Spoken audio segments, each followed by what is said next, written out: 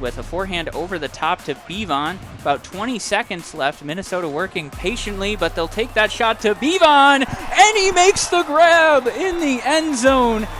Brian Vinoka with, it could be the play of the game. I was just going to say, it looks like Winchell are going to be putting on their own effort to get that play. I can't believe it. That was... Welcome you back to Swing Pass. Week 11 is in the rearview mirror. Just 2 more regular season weekends left in the 2023 season. We've got 8 of the 12 playoff teams already decided, with just 4 postseason berths still remaining. 11 games just took place, and we're going to try to recap as much of the action as humanly possible. We'll get to some headlines right away, and then we'll get into the beef of this recap episode. Starting with, in the Central Division, the Minnesota Wind Chill getting 2 huge wins this weekend to improve to 8-2, take over sole possession of first place in that division, starting off on Friday night, rallying back from a 10-5 deficit from the home team Madison Radicals and coming out with the win 15-13. And then yesterday, in their second game of the weekend, hosting Indianapolis, who is riding a 7-game winning streak coming into week 11. But Minnesota putting down the AlleyCats early. They get a huge win. Again, improved to 8-2. Brian Vinoka scoring a career-high 7 goals. Dylan DeClercq adding a bunch of scores for the defense.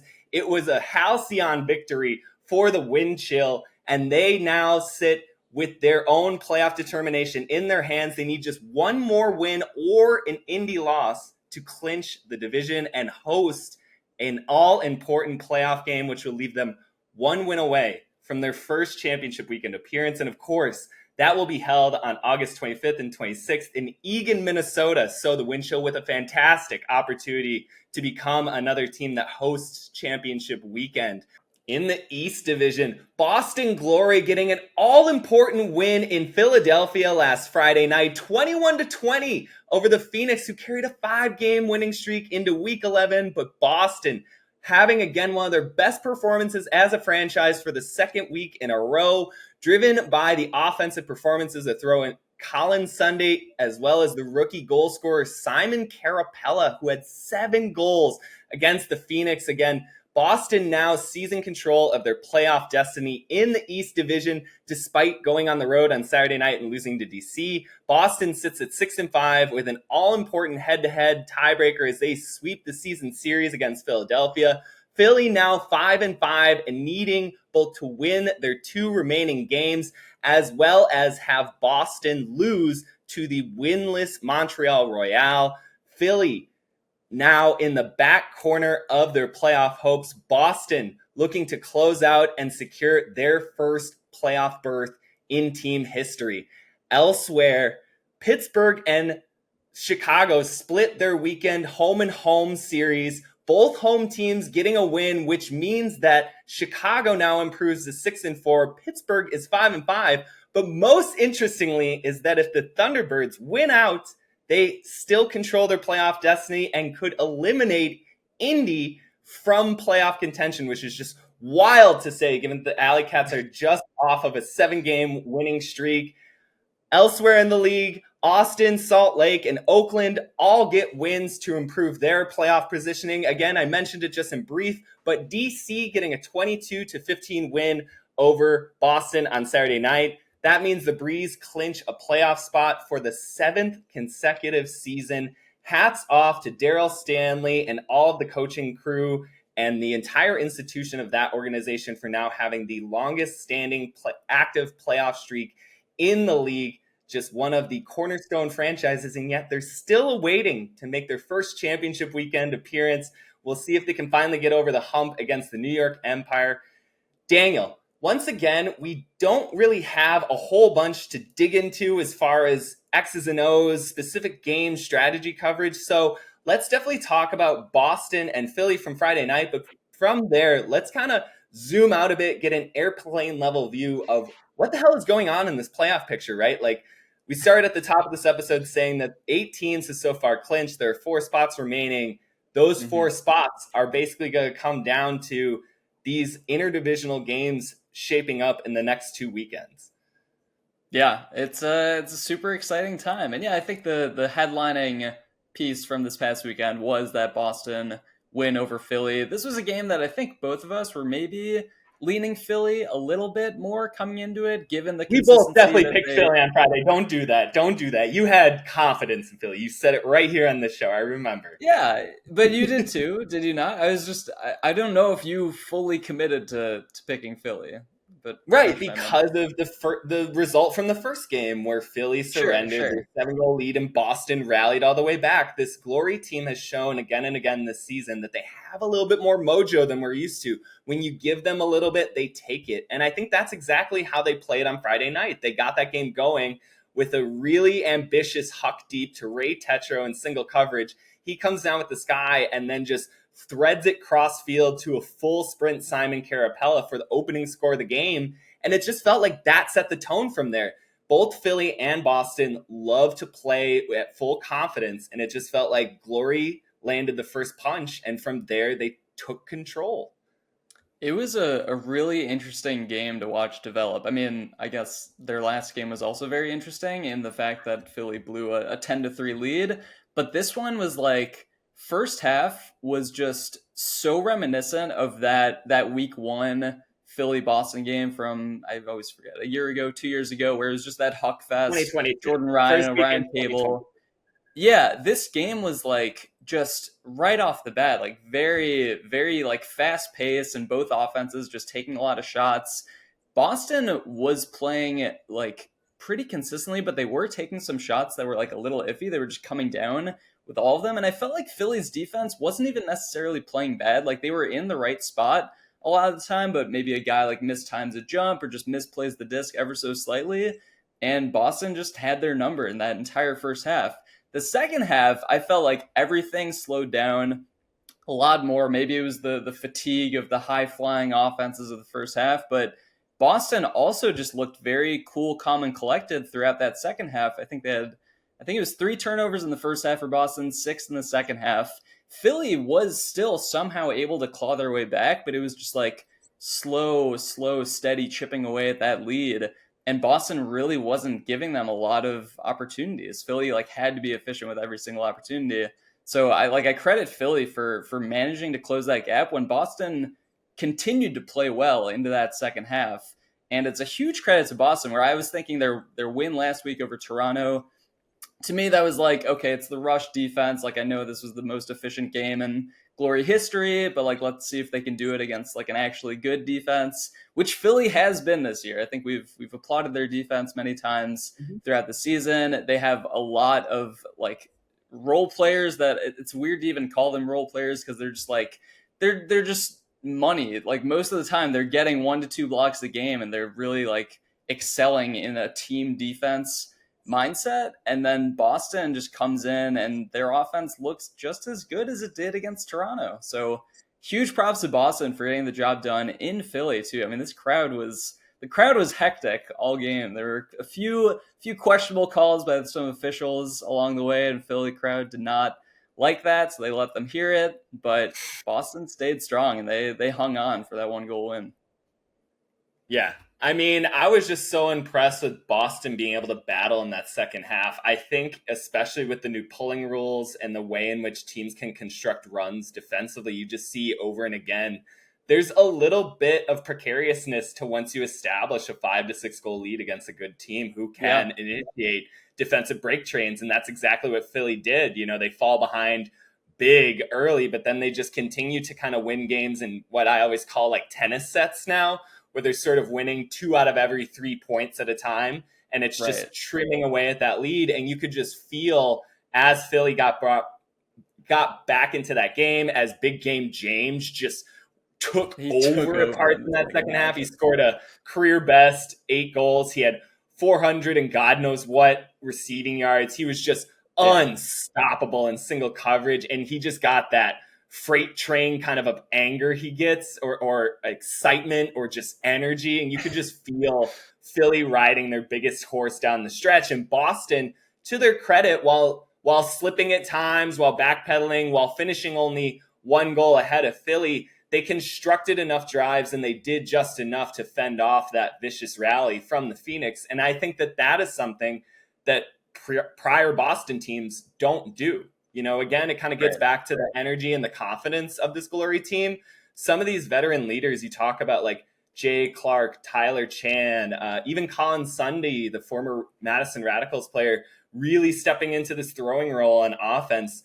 There's a lot more grounding this Boston team than has ever been there before. Their Boston coach, Sam Rosenthal, talked on the broadcast on Saturday night's Game of the Week about how there's just more buy-in from Glory this year than in prior seasons. And you can clearly see it in how they navigate these wins this year. And even in their loss against DC, it was a 7-goal gap on Saturday at the end of the game, but Boston was right in it after 3 quarters, and it looked like DC was going to run away with it in the first half, and Glory ratcheted it right back. And again, that's not something prior Glory teams do. I think back to a similar setup almost last year when they had a road game late in the season against New York and got absolutely crushed, like 32-18 or something. And in the back of my head, I was thinking, well, after Friday night's huge win, it would be understandable for them to have a letdown game the next night against one of the premier teams in the league in the Breeze, and Boston didn't do that. I thought it was a huge credit to them that they went into DC and played that game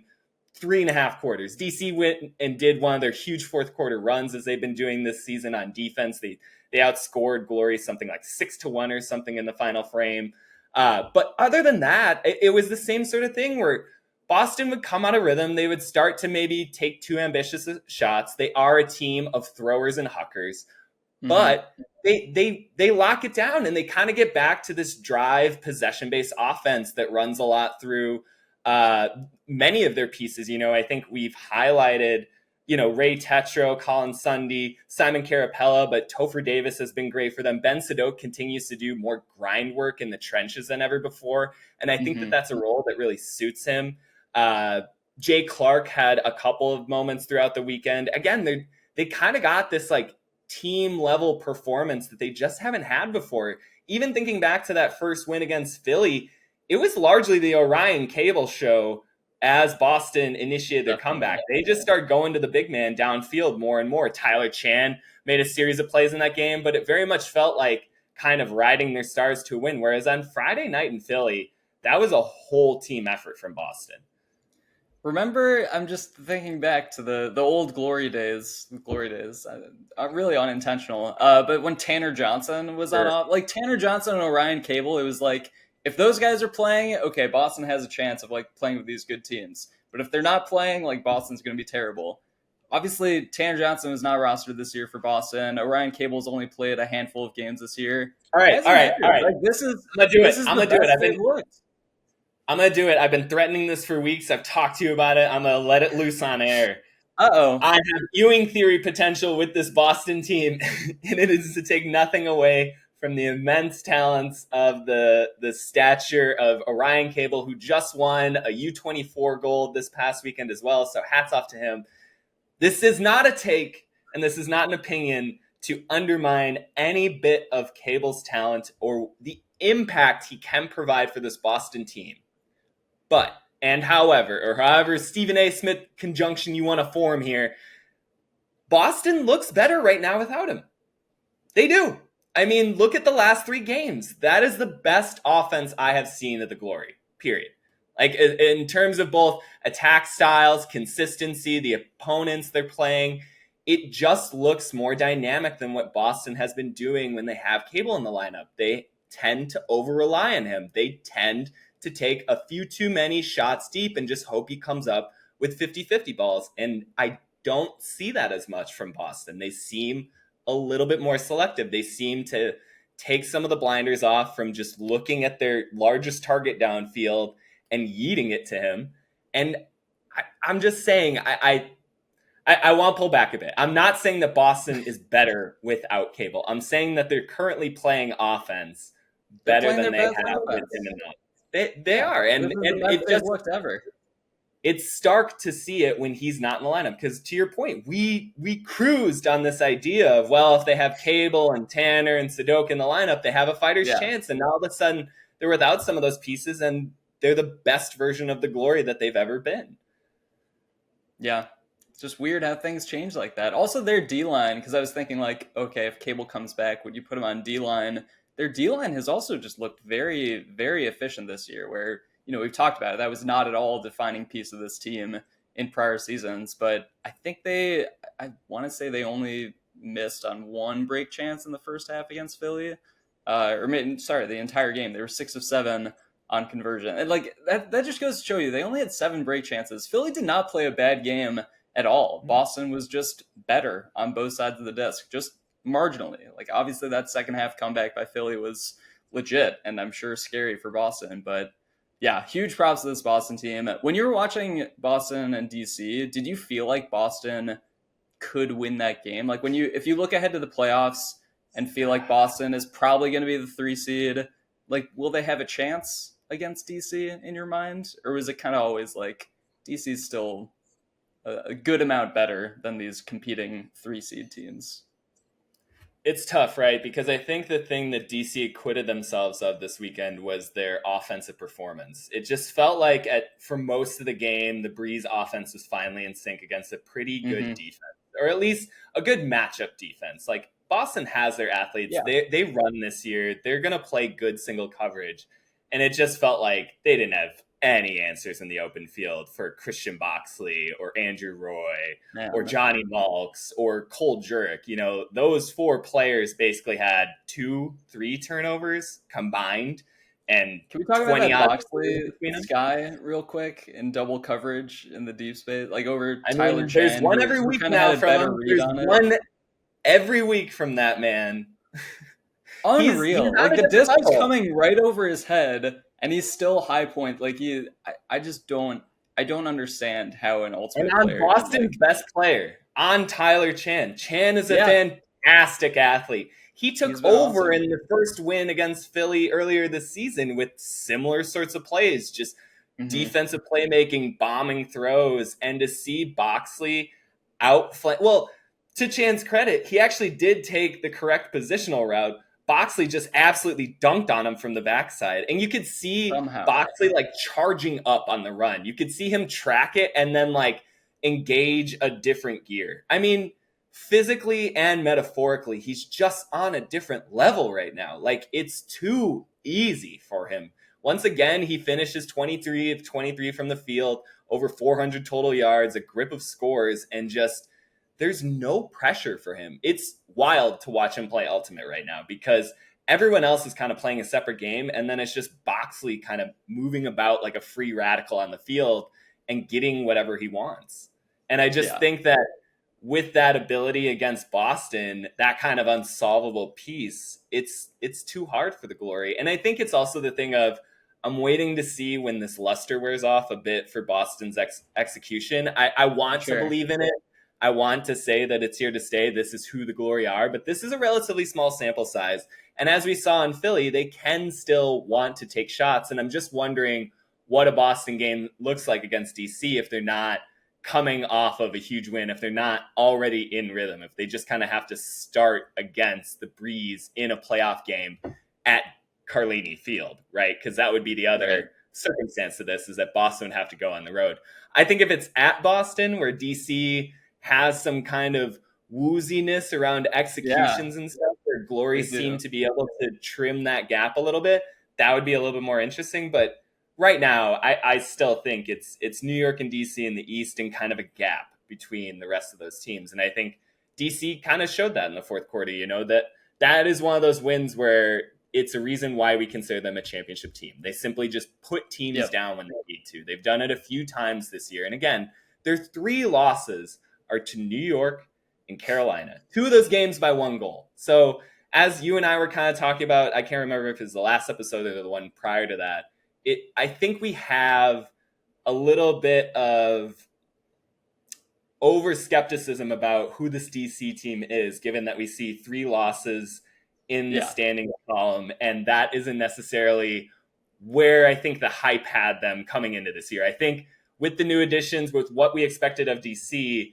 there was kind of this thought that they would split the New York series, and that didn't happen. And so I think we're now assessing DC in a way that is unfavorable and not altogether fair for how they're actually playing. Because you look at both their lines, they're just making plays on both. I mean, I know we just talked about Boxley in that offense, but Joe Merrill comes up with 4 blocks. Alexander Fall is launching out of a cannon everywhere in the field.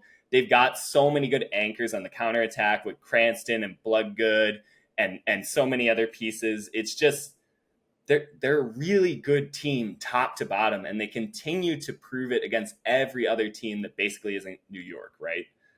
Yeah. I mean, I thought this was their best game of the season. Like, this was the type of game that I was kind of waiting to see from DC. They had, technically, I'm looking back at their game-to-game stats, they had a technically better game against Montreal earlier in the season where they only had 8 turnovers. Their offense converted at above 70%. But against Boston, against a team that has been rolling recently and is probably going to be a playoff team, this was the type of game from DC where it's like, yeah, it was reasserting that it's them in New York at the top of the division and then everyone else. So I think if DC kind of continues this momentum into the postseason, I imagine they'll have no problem advancing to the East Division Championship game, and then hopefully, again, just kind of building on this late season push like that kind of bodes well for their final shot at New York, right? Yeah, and they get a nice test coming up this weekend against a Philly team fighting for their playoff lives in Philadelphia. And if DC win that game, they secure a home playoff game. So I think that's an undercard game this weekend is the DC Philly one, because obviously it's the New York road trip that we're going to be talking about the most. But yeah, Philly like has a chance to very sneakily get into the playoffs. Again, they'd have to have it would take a lot of help given that Boston has to lose against Montreal and Philly has to win both games. Again, Royale winless and DC being one of Philly's opponents. I think DC kind of wants to put Philly down. I think if I'm DC, I think I would favor Boston just a little bit more as my potential playoff matchup. Although that's not fair. I mean, Glory have beaten Philly twice, so they are the better team right now. I'm with you. Yeah. What's your take? Philly's had a bunch of 1-goal losses to DC, so like they're always nail biters. There's still losses. There's still losses though because of these cold bird moments, like they had in the first half against Boston, where they just can't get it going. It's so interesting to watch this Philly team, right? It really is just completely hot and cold. I've never quite seen a team like them, because as they were making that second half comeback, it was like, oh man, they started to show up and they've just completely taken over this game with their big playmaking and their crowd energy and just like what they've been constructing, I think, the past 2 seasons, which is a young team anchored by playmakers who kind of just fuels on itself as they continue to generate more and more, right? And when they don't have plays, when they don't have kind of series of execution, you can just see they struggle a bit. They struggle to get that kind of inertia going. Yeah, I am thinking back though to last year, like the 2 DC games, I feel like they were very much, at least one of them, with like late Philly collapses. I don't think we've really seen late Philly collapses this year, where it's like the game is in control. Other than Boston. But that wasn't like that wasn't a late Philly collapse. That was an early Philly collapse. It was like a first half collapse. But where like the game is in control in like the fourth quarter, like they had games where against DC where they were up by like 1 or 2 with a couple minutes left in the game and they just blew it. Like I don't think that has really been Philly's identity this year. Like they did close out that game against Boston strong. And if that game continued, into overtime, or if the quarters were just a little bit longer, I would have favored Philly to complete the comeback. And like, obviously they closed out that game against Carolina. So I do think there is something different about this year's Philly team than last year's, but obviously the 4-quarter consistency kind of continues to be an issue at times. Hopefully that difference isn't missing the playoffs though, because they are in close danger of that. And that's, again, my worry, right? Like, they've been building up this hype for weeks and weeks and weeks, and now all of a sudden they lose the game that they couldn't afford to.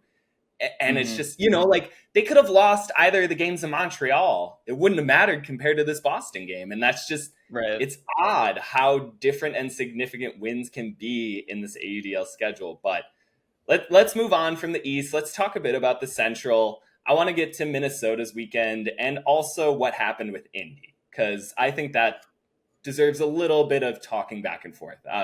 Again, Minnesota, of course, coming away with 2 wins. They're 8-2 now. They're 1 win away from completely locking up a home field playoff game. They win in Friday night in comeback fashion in Madison.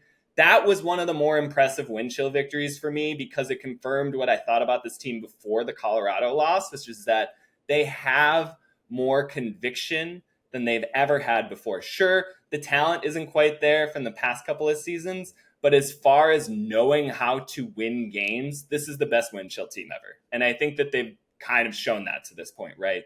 They just, on offense, they have enough movers that they can get possessions when they need them. They can kind of lock it down. And then on defense, they have the best defense in the division, and they can just ride those break trains to success over and over and over again. And that's what they did on Friday night. That's what they did at the beginning of the game on Sunday.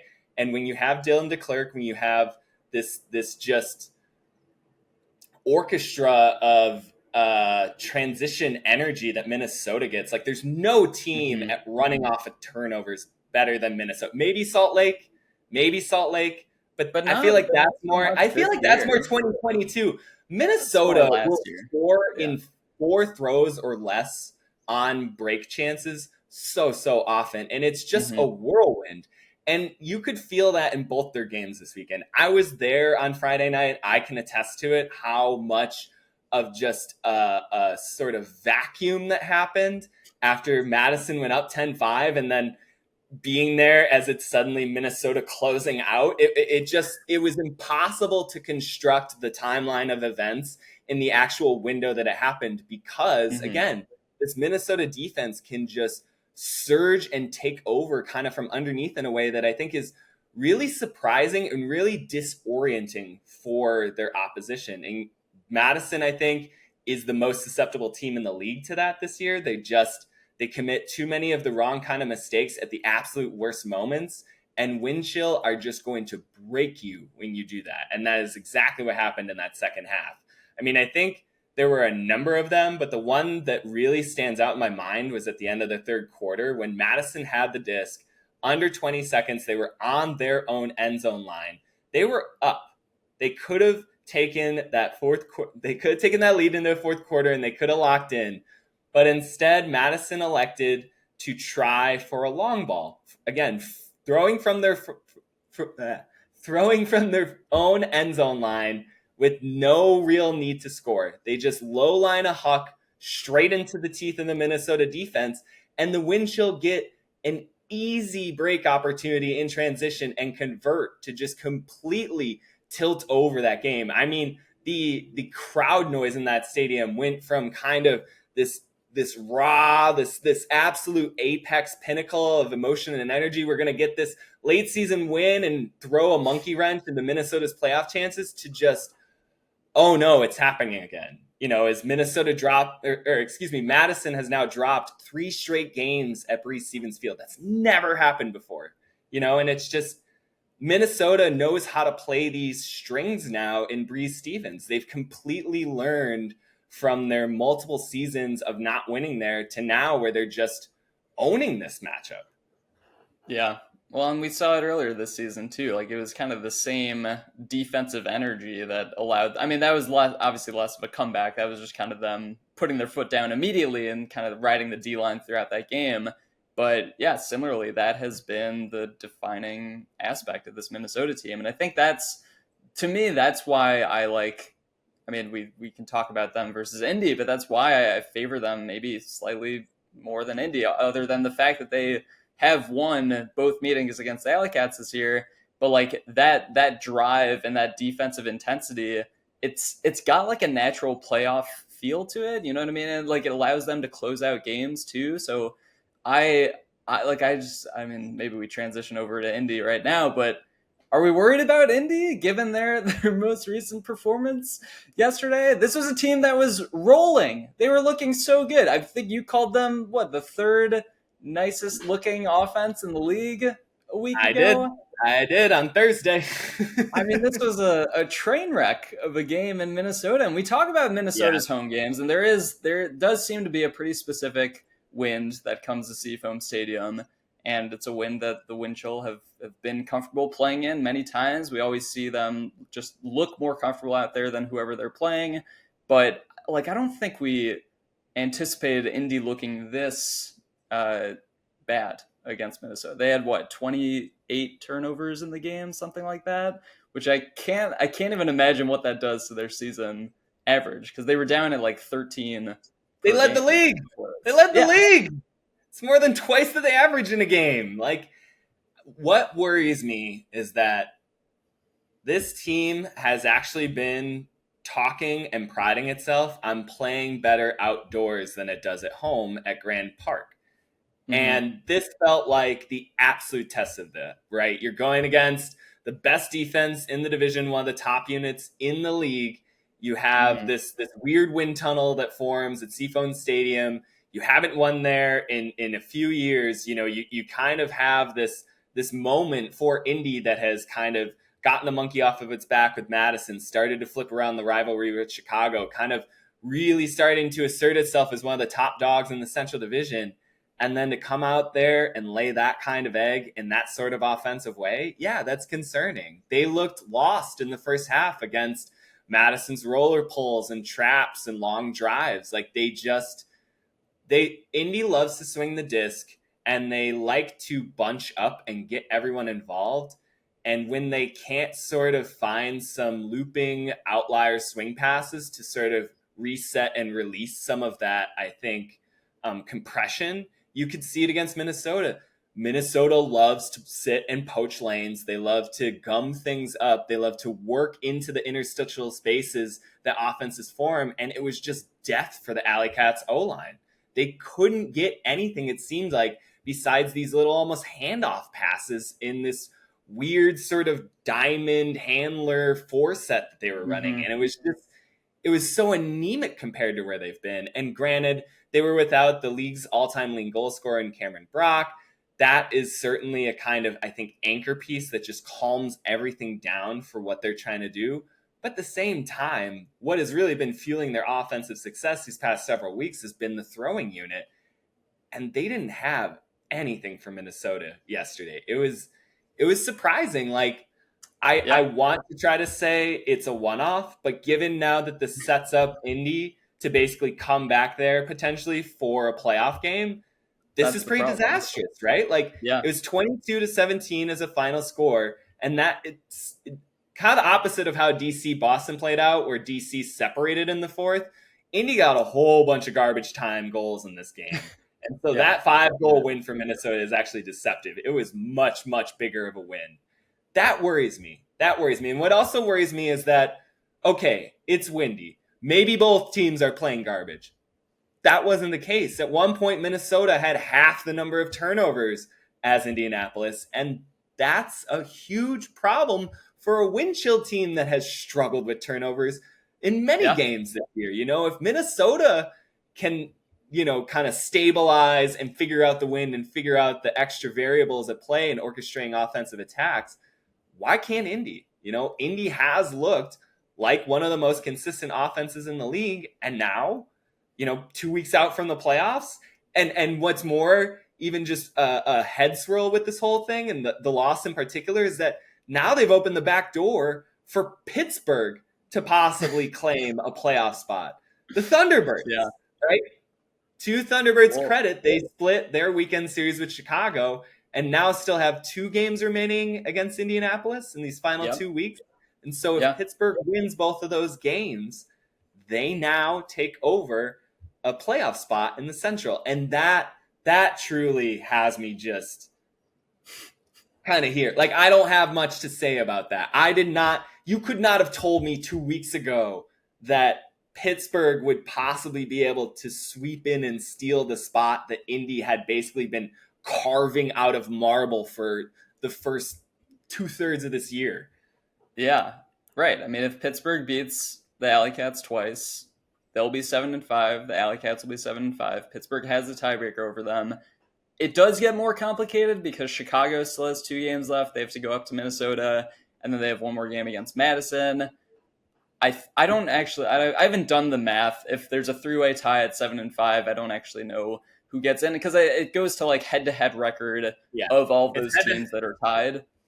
So I'd have to look back at the schedule. But anyway, yeah, the fact that Indy can go from this 7-2 team that had won 7 straight, like I think maybe we were a little bit nervous about them after the first 2 games of the season when they lost to Atlanta by a lot and then lost to Minnesota and Indy.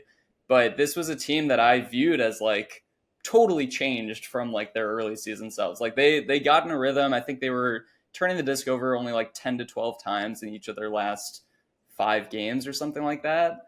So yeah, the 28 turnovers is definitely a head scratcher. I know they still, I don't know if they still claim to be an outdoor team by their standards, but I still think there's something to just the comfort of playing at home and indoors. It just doesn't prepare you as well as it prepares other teams, right? Like I think you're just naturally going to be at a slight disadvantage when you're not used to playing high intensity AUDL games outdoors as much as the other teams in the Central Division. So like, I get it. Like, I understand. And I think they practice outside still, but I still think there's just another level of intensity and another just comfort level that comes with playing outdoors when you're Indy and you're not doing that at your home games. But I think their last home game against Pittsburgh is an outdoor game. This is the point in the season where they lose their indoor stadium because the Colts come in for preseason practices, and it's going to be outdoor games from here on out for Indy.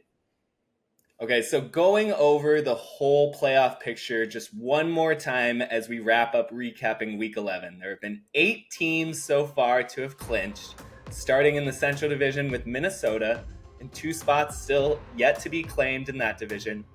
Moving to the East Division, New York has wrapped up the regular season division title.